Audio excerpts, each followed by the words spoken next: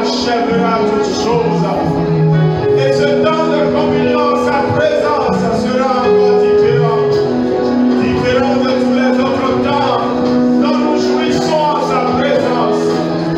Oh, omnipotent Dieu, omniprésent Dieu, omniscient Dieu.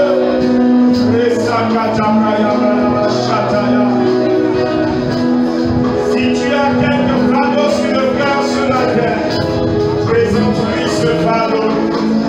Si tu as quelques préoccupations sur le cœur, présente-lui la préoccupation. Dis-lui, Seigneur, tu le sais. Et c'est parce que tu le sais que je te le dis. Et comme je te le dis avec assurance. L'assurance que rien ne t'est impossible. L'assurance que tu peux faire infiniment au-delà de ce que je te demande, Seigneur.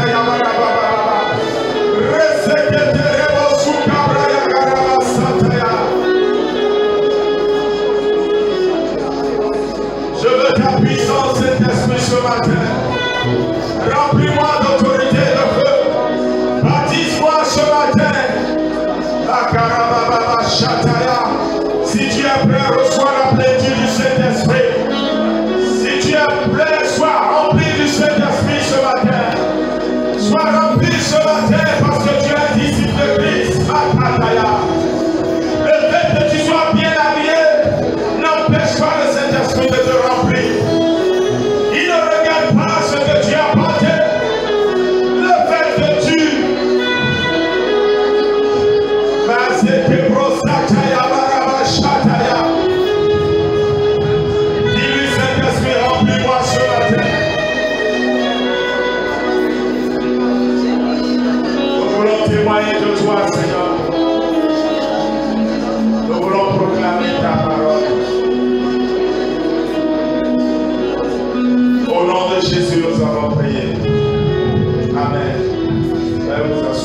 assurance dans sa présence. Et un racheté de Dieu acclame Jésus très fort. Ce matin, comme nous l'avons promis, nous avons, à la suite du message du dimanche passé, nous avons promis montrer 5 ministères d'un époux, plus un secret pour le jeune garçon. Si vous vous rappelez bien le dimanche passé, nous avons vu 5 ministères d'une épouse, plus un secret pour les jeunes garçons. Que les hommes présents ici ce matin disent « Pasteur prêche ». Ça, c'est pas tous les hommes, ça. Que tous les hommes ici présents ce matin, les hommes que je vais voir à la réunion des hommes cet après-midi, que tous les hommes disent « Pasteur prêche ».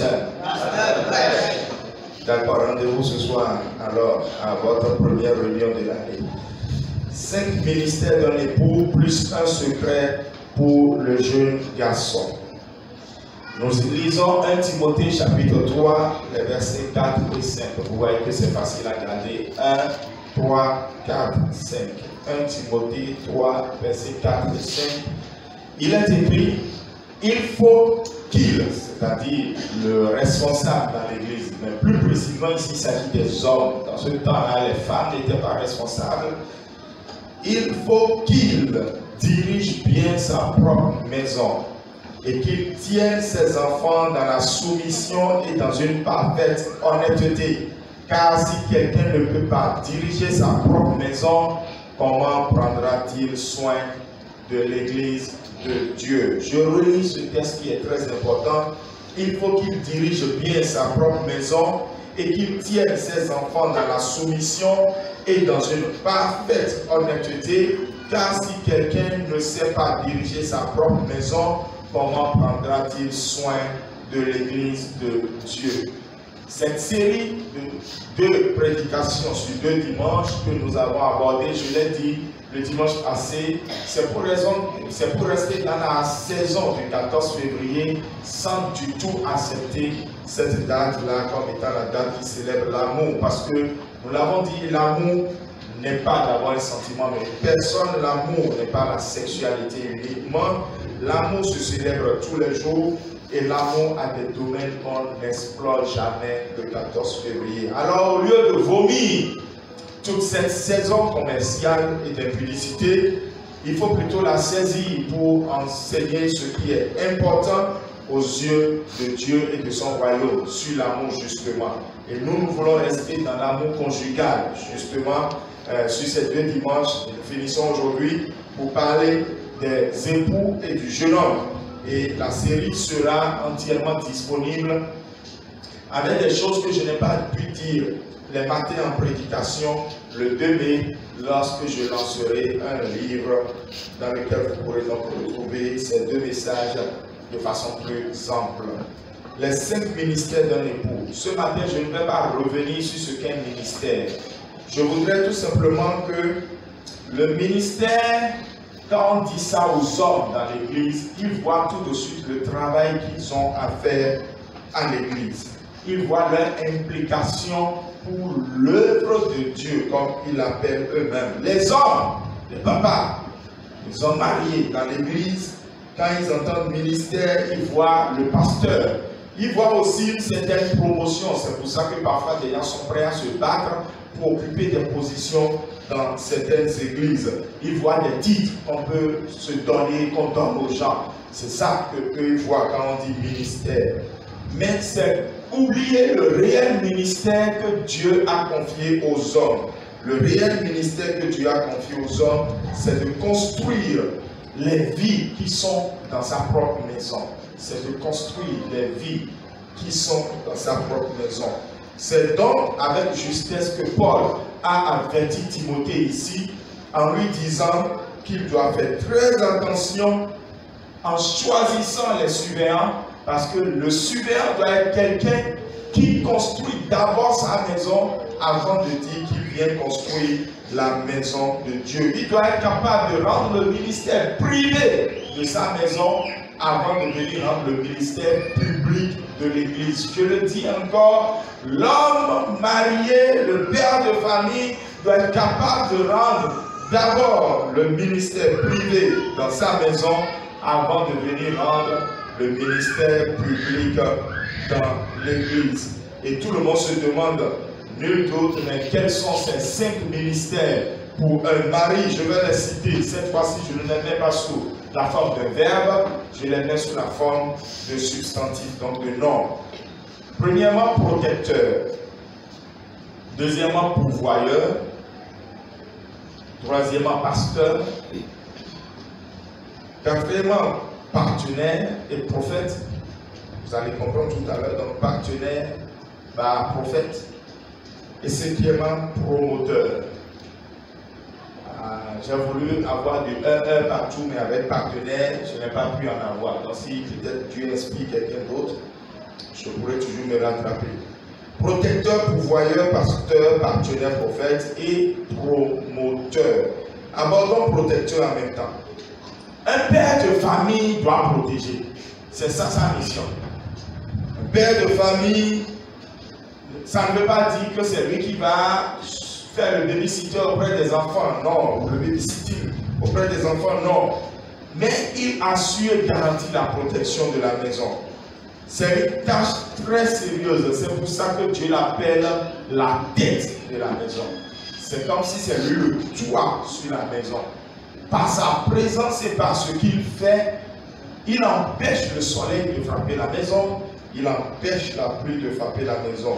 C'est lui qui crie à Dieu et qui dit, Seigneur, garde ma maison, protège ma maison. C'est lui qui doit se tenir en face de tous les dangers de la maison. C'est lui qui doit dire, ça là ne va pas se passer dans ma maison, et décréter le combat spirituel. Et dire, venez tous famille, nous allons nous battre contre l'adversaire. C'est lui qui doit dire, personne ne manquera de la nourriture dans cette maison. Il faut qu'on mange. Et c'est lui qui doit mobiliser tout le monde. Ça ne veut pas dire que c'est lui qui apporte tout, mais il doit pouvoir mobiliser tout le monde pour qu'il y ait à manger. En tant que tête, leader et modèle du foyer, c'est lui que les problèmes frappent d'abord. Et c'est lui qui se tient debout pour les assumer. Être père, ce n'est pas être capable de faire des enfants. C'est deux choses différentes. Des gamins font des enfants. La fois dernière, j'ai voulu placer un orphelin dans une maison d'accueil et je me suis retrouvé à la brigade des mineurs. Je dis, mais les inspecteurs de police, comme s'ils entendent des histoires, des histoires pas possibles. J'ai père qui amène la fille a peut-être à peine 14 ans, c'est la mienne qui sait qu'elle a peut-être 14 ans, 16 ans. Et puis les supposés pères sont des gamins du même âge qui ont refusé que c'est des gens, ce n'est pas eux. Et les inspecteurs sont là à écouter ça du matin au soir. Je dis c'est juste terrible. Donc, être un père, c'est pas être capable de faire un enfant. Les gamins font des enfants. L'usine à fabriquer des enfants commence par fonctionner déjà à l'adolescence. Donc, un père, c'est une grande responsabilité. Et ça commence par la protection. Malheureusement, il y a des pères qui ont peur, qui démissionnent, qui fuient leurs responsabilités, ce qui n'est pas du tout normal. Un père ne peut pas dire je suis la tête et réclamer cela sans être un protecteur. Et ce n'est pas bon que dans l'église, on voit les femmes prennent le devant alors que les hommes sont là. Ce n'est pas une compétition. Et ce n'est pas parce qu'elles n'ont pas. Si une femme était à ma place et qu'elle comprenait bien la Bible, elle dirait exactement la même chose. Les hommes doivent s'investir. La fois dernière, sur le forum des hommes, j'ai vu que le président des hommes a lancé un débat. Je me suis abstenu de me prononcer et pour observer. Mais je n'ai pas eu beaucoup de réactions. Mais les peu de réactions que j'ai eues m'ont beaucoup édifié. C'est ça, les hommes. Et si d'autres ont encore des réactions, mettez-les dedans. Parce que c'est ça, être homme, aussi bien à la maison que dans l'église. Deuxièmement, le pourvoyeur. J'ai envie de dire beaucoup de choses, mais le temps nous presse déjà. Donc, le pourvoyeur, quand je dis que le père est pourvoyeur, ça ne veut pas dire que c'est lui qui sort l'argent tout le temps. Naturellement, c'est lui qui doit sortir l'argent. Parce que dans le schéma classique que nous connaissons, c'est le père qui travaille, la mère reste à la maison. Peu importe, même si vous tous, vous sortez, le père doit être capable de sortir l'argent. Doit être capable de pouvoir, après l'argent, la sagesse, l'amitié, le conseil et surtout la vision pour ses enfants. Je le dis parce que j'ai l'habitude de dire aux jeunes hommes, votre héros ne doit pas être Superman, Fumiman, Catman, Batman et tout ça. Votre premier héros doit être plutôt votre père. Vous devez le voir comme un homme de vision, un homme qui vous pousse à aller de l'avant, un homme qui vous inspire, un homme à qui vous devez vouloir ressembler. Un père doit pouvoir pourvoir quelque chose de comme ça. Dieu a créé l'homme, c'est-à-dire Adam, à son image. Plus tard, la femme aussi. Et puis, l'un des noms de Dieu, c'est Jéhovah Jireh, c'est-à-dire l'éternel Dieu qui pourvoit. Genèse 22, 14. Et naturellement, l'homme doit être donc à l'image de Dieu qu'il a créé et pouvoir aux besoins de sa famille. Tu n'as pas besoin d'avoir des millions, tu n'as pas besoin d'avoir ce que ta famille te demande d'avoir alors que tu ne l'as pas. Mais il faut pouvoir procurer à ta famille ce à quoi elle ne s'attend pas pour qu'elle soit comblée et enrichie. Et un papa dit Amen. Amen. Satan est content lorsque dans les églises, je ferai toujours cette parallèle, il y a des femmes qui sont spirituelles et les hommes sont loin du modèle biblique. Les hommes, réveillez-vous ce matin. Et le troisième point, c'est le pasteur. Dans la Bible, l'homme est le prêtre, il est le sacrificateur, disons qu'il est le pasteur sur sa maison. Lorsque vous aurez le livre dans lequel je vais détailler les choses, je suis allé dans le livre des juges pour vous montrer certains juges qui ont été de vrais pasteurs pour leur maison. Ils ne se sont pas préoccupés d'être les pasteurs de la communauté, mais ils ont d'abord été le pasteur de leur maison. C'est ça qui est important. La preuve, c'est que c'est le père qui donne son nom à l'enfant. Et quand il épouse une femme, il donne même son nom également à la femme. Donc, celui qui donne des noms, c'est lui le pasteur. Celui qui transmet quelque chose, c'est lui le pasteur. Lorsque Noé est descendu, regardez bien ceci. Lorsque Noé est descendu de l'arche après le déluge, la première chose qu'il a fait, c'est qu'il a bâti un autel à l'Éternel. Il était le pasteur de sa maison. C'est quand il a fini ça qu'il est parti bâtir une maison pour que lui et ses filles puissent habiter. C'est important. C'est important. Je dis encore, c'est important que le Père puisse montrer à toute la maison que le plus important, c'est Dieu. Lorsque la foi du Père commence à faiblir, toute la maison va faiblir. Ce que vient de citer dans Genèse 8, 20, Noé a bâti d'abord un autel à Dieu avant d'aller cultiver un champ et avant même d'aller construire une maison. D'accord? Il faut d'abord mettre Dieu en priorité, cher papa. Et c'est dommage aujourd'hui, je reviens encore à l'église, que les hommes aient démissionné, aussi bien dans les maisons que dans l'église. Il faut d'abord que ce soit la maman qui dise, papa, viens prier, viens prier, viens prier, avant que papa ne prie. Il faut que cela change à partir de maintenant et qu'un père qui veut vraiment recevoir les armes de Dieu pour pouvoir être le vrai sacrificateur, celui qui combat pour sa maison, puisse dire ce matin, Seigneur, je reçois les armes.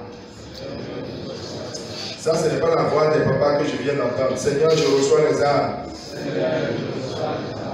Quatrièmement, le père doit être le partenaire et le prophète. Comme je l'ai dit, je commence d'abord par le prophète. Il prophétise sur ses enfants. Il prophétise sur ses enfants. Je pense que de façon publique, je vous donne l'exemple de ça. Lorsque le coronavirus ne nous avait pas arrêté, je rassemblais toute l'église. Parce que la plupart d'entre vous, vous m'appelez papa. Parfois, ça me gêne tellement parce que des gens qui sont mes aînés, parfois des gens qui m'ont mis au monde m'appellent papa. Et maintenant, finalement, qui est papa? Mais quand vous m'avez mis dans ce statut spirituel, j'imposais les mains en chaque début de semaine et je prophétisais. Parce que l'imposition des mains est biblique. Mais Satan ne nous volera pas ça. Non, il ne peut pas nous voler ça. C'est biblique, c'est fondamental. Le maître l'a recommandé. La Bible l'a fortement recommandé. Toucher les gens pour prier est très important. Dans Hébreux 6, vous verrez même que c'était l'un des enseignements principaux des disciples. Aux côtés du baptême, de la résurrection des morts, pour tout ça, l'imposition des mains aussi était un enseignement fondamental. Donc, le Père doit pouvoir prophétiser sur ses enfants et déclarer sur eux, souvent en leur imposant les mains, tu seras ceci, tu seras cela. Et cela est très très important. Donc, il est le prophète de sa maison, il doit voir, le psaume 127 a dit que un homme, quand il a rempli son carquois de flèches, le chasseur, donc, il est comme un père de famille qui a des enfants. Il est rassuré qu'il peut tirer ses enfants comme une flèche de délivrance vers le futur. Vous voyez, c'est important que nous puissions prophétiser sur le futur de nos enfants. Et j'ai remarqué qu'en Afrique, on a un problème de leadership. On a un problème de leadership parce que le bâton n'est pas transmis. Je vais en parler dans la semaine qui vient dans le Percute. Le bâton n'est pas transmis. Nous avons tous fait, donc pour ceux qui ont fréquenté, la course de relais quand on était enfant. C'est une course où on transmet le bâton. Les pères doivent transmettre le bâton. C'est important. Le Dieu que nous adorons est un Dieu de transmission de bâton. Je vais en parler dans la semaine, je ne vais pas dévancer les choses. Quand vous lisez Genèse 18-19, il est dit que Dieu a choisi Abraham parce qu'il avait la capacité de transmettre. C'est pour ça que plus tard on a dit qu'il est le Dieu d'Abraham, d'Isaac et de Jacob. C'est une question de transmission de bâton. Le Père doit pouvoir léguer des choses. Et ce n'est pas la prophétie qu'on le fait. Et en Afrique, nous voyons qu'il n'y a pas assez de leaders parce que d'abord, la plupart d'entre nous, on a grandi sans père. Donc, parfois, il y a des gens qui n'ont pas de père parce que les pères ont renié la grossesse, ont renié l'enfant ou sont décédés tôt. C'est ce qui arrive très souvent. Les hommes décèdent très vite en Afrique, mais ce ne sera pas notre cas, chacun d'entre nous ici. Il n'y a personne ici au nom de Jésus. Et, ou alors, ils sont présents, mais ne transmettent pas le bâton. Et donc, parce qu'il n'y a pas eu de père repère, il n'y a pas eu de leader, tout simplement. Il faut forcément qu'il y ait des pères repères pour qu'on ait des leaders. Et je crois qu'à partir de nous qui entendons ces choses, une nouvelle génération se lèvera. La génération de nos enfants, et quelqu'un dit Amen. Amen. Il est le partenaire aussi. Là, je vais un peu parler de la femme. Il est le partenaire de ses enfants dans l'éducation et tout. Mais il est surtout le partenaire de sa femme. Les hommes, nous devons apprendre à être partenaires avec nos épouses. Pourquoi j'ai mis apprendre? Parce que ce n'est pas gagner d'avance. Non, ce n'est pas gagner d'avance. Nous aimons trop nous la jouer solo. C'est-à-dire que les hommes aiment trop faire les choses seuls. Partir seul, penser seul, dépenser seul, agir seul. Nous devons apprendre le partenariat avec nos épouses. Ce n'est pas facile, mais c'est ce que la Bible recommande. Et c'est ce que nous devons commencer par choisir de faire. Nous devons être les partenaires de nos enfants. Et cela est très important, et de notre épouse surtout. Et puis, le cinquième et dernier, le promoteur. Ici, je vais aussi beaucoup parler de la femme, mais déjà des enfants. Il faut que nous fassions la promotion de nos enfants. J'ai l'habitude de dire ceci. Si ton enfant a un casse-tête pour toi, n'en parle pas à tout le monde. Non, non. Demain, ton enfant changera. Mais tous ceux à qui tu as parlé de lui ne vont pas voir qu'il a changé. Tu ne parles des difficultés que tu as à élever ton enfant qu'à une personne que tu penses que la personne peut t'aider à l'aider. C'est tout. Mais faites la promotion de vos enfants. Lorsque vous détruisez vos enfants, lorsque vous dénigrez vos enfants, lorsque vous rabaissez vos enfants devant les autres, vous n'en faites pas la promotion. Est-ce que vous avez jamais vu une vendeuse de beignets dire « Voici, mes beignets sont froids ». Même les beignets du matin, il est bas à 17h et dit « Venez acheter beignets chauds ». Et c'est quand tu vas venir que tu vas dire, ah, mais le beignet n'est pas chaud, non. Il va dire, regarde-toi, touche un peu, tu vas voir que c'est légèrement chaud. Il va te dire que c'est légèrement chaud. Et parfois par suggestion, parce qu'il t'a dit ça, si tu acceptes facilement les choses, lorsque tu vas toucher, tu vas sentir un peu de chaleur quand même, alors qu'il y a plein de chaleur. Faisons la promotion de nos enfants.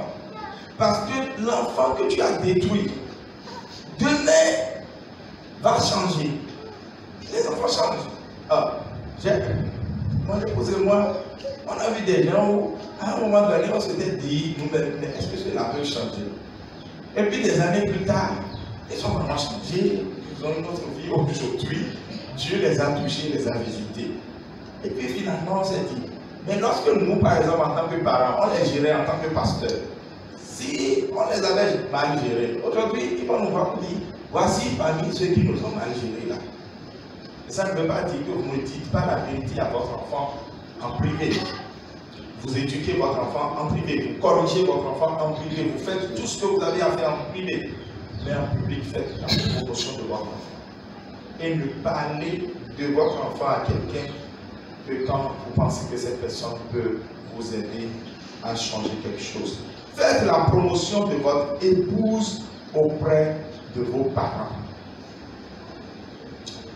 Les hommes, lorsque vous dites à vos parents que votre épouse a fait quelque chose de mal, c'est vous qui l'avez dit.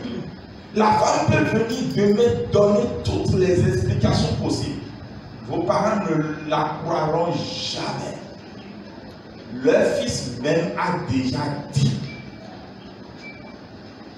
Donc, si vous ne voulez pas mettre un feu qui a l'air d'être le feu d'une bûchette d'allumettes, mais qui va embraser toute une forêt demain dans votre maison, si votre bouche doit s'ouvrir devant vos parents concernant votre femme, que ce soit juste uniquement des louanges. Ma femme fait bien. Ma femme fait excellemment bien. Tout ce qu'elle fait est bon. Tout est bon. Ce que vous avez entendu n'est pas juste. Tout est bon. Et si vous pensez que vous avez vraiment besoin d'aide concernant votre femme, la première personne, je le dis bien, la première personne, ce ne sont pas vos parents. Ils ne peuvent pas vous donner cette aide-là. Et souvent, les hommes qui courent, premièrement, pour aller se plaindre de leurs parents et de leur épouse auprès de leurs parents, n'étaient pas battus avant de se marier. La Bible a dit, l'homme quittera son père et sa mère. C'est important. Et que Dieu puisse nous aider. Il y a tellement de choses à dire. Et je ne pourrai pas tout dire. Déjà, le temps que je dois faire est venu à son terme. Voici un secret maintenant pour le jeune garçon. Que les jeunes garçons qui sont là ce matin disent, pasteur prêche. Si je prends chez côté, je vous tape maintenant. Que les jeunes hommes disent, pasteur prêche. Voilà. Hier, le dimanche passé, quand je parlais aux jeunes filles, vous riez. Vous riez. Riez maintenant. En choisissant d'épouser une femme, hein, mes fils, c'est la science qui vous parle. C'est l'expérience qui vous parle. Et c'est la Bible qui vous parle. En voulant épouser une femme, ne regardez pas sa beauté extérieure d'abord. Voilà. Regardez sa beauté intérieure. Je vous lis un texte d'abord pour commencer. 1 Pierre chapitre 3 verset 4. Ça aussi c'est facile à regarder. 1, 3, 4. 1 Pierre chapitre 3 verset 4. La Bible a dit que les femmes ont deux sortes de beauté. C'est pas moi qui ai écrit la Bible. Les femmes ont deux sortes de beauté. Il y a ce qu'on appelle la beauté extérieure. Vous allez voir parure extérieure dans votre Bible. Et la Bible a décrit déjà depuis ce temps-là en quoi consiste cette beauté extérieure. On dit que Elle consiste dans les cheveux tressés, les tobets, les habits qui puent, les cils, tout ça. Et puis maintenant, il y a la parure extérieure, donc la beauté intérieure. Elle est cachée dans le cœur, mais elle sort quand même au dehors. Et elle, c'est quoi? C'est un esprit doux et paisible. Et si tu ne pousses pas une femme qui a un esprit doux et paisible, tu vas le regretter. Il n'y a rien à dire. Elle a ta tchango, ta glaïeul, traka, dégotégo. C'est ça que tu veux épouser à cause du dehors. Donc tu veux marier une femme. Ne regarde pas d'abord la beauté extérieure. Les garçons ne seront pas d'accord. Ah bah, mais si elle ne veut pas. Ayons. Ne va pas chercher ce qu'il y a à l'intérieur là. Ne cherche pas ça là. Cherche ce que tu vois devant. C'est ça que tu as vu. D'accord, il n'y a pas de problème. Elle sera dedans. On verra si ça va te suffire. La Bible a dit qu'à l'intérieur, il y a un esprit doux et paisible qui plaît à Dieu. Quand Dieu met ça dans sa balance, il dit ça pèse. Il y a un grand prix aux yeux de Dieu. C'est ça qu'on regarde pour épouser une femme. Jeune champion, la beauté extérieure, le make-up, c'est du fake. Hein? La plus grosse arnaque de notre époque, c'est le make-up. Je vous assure tout. Tu verras ta propre soeur et tu ne vas pas la reconnaître. Hein? On transforme les gens en une autre personne. Non. Ce dont tu as besoin, c'est de connaître ce qu'il y a dans son cœur. C'est d'avoir accès à son cœur. Et pour t'en convaincre, je te livre vraiment le secret. Tu veux savoir ce que cette beauté extérieure que tu as vue là, à quoi ça va ressembler dans 40 ans? Regarde sa maman. Si sa maman est toujours attirante à tes yeux, la beauté extérieure là, c'est bien. Mais si tu regardes sa maman et que tu trouves que sa maman là, il ne faut jamais dire ça à ta belle-mère.